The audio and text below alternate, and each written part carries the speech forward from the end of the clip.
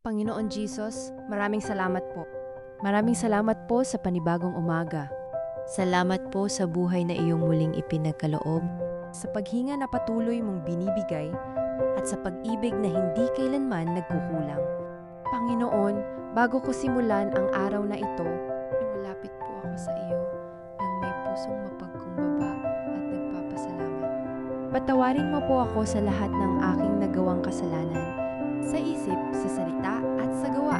Linisin mo po ang aking puso at gawin mo po ako karapat-dapat sa iyong harapan. Sa umagang ito, Panginoon, inialay ko po sa iyo ang buong maghapon ko. Ang lahat ng aking gagawin, sasabihin at iisipin, nawa ay maging kalugod sa iyo. Ikaw po ang mula sa akin. Gabayan mo po ako sa bawat desisyon na aking gagawin. Ilayo mo po ako sa kapahamakan, sa tukso, at sa mga taong may masamang hangarin. Panginoon Jesus, itinataas ko po sa iyo ang aking pamilya. Ingatan mo po sila, pagpalain mo po sila, at ilayo sa anumang karamdaman. Balutin mo po kami ng iyong banal na dugo.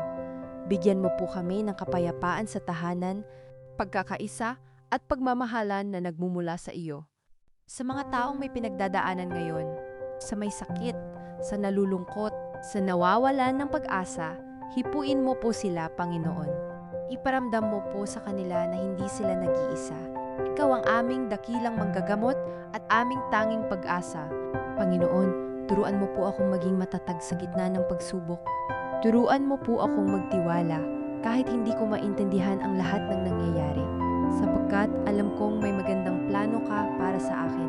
Plano na puno ng pag-asa at pagpapala. Maraming salamat po, Panginoon Jesus, dahil hindi mo po ako pinabayaan kailanman. Kahit sa mga panahong nakalimot ako sa iyo, nanatili kang tapat sa akin. Napakabuti mo po, Panginoon. Ang araw na ito ay iyo, Panginoon. Gamitin mo po ako bilang daluyan ng iyong pag-ibig at kabutihan sa ibang tao. Ito po ang aking dalangin, sa makapangyarihang pangalan ni Jesus. Amen.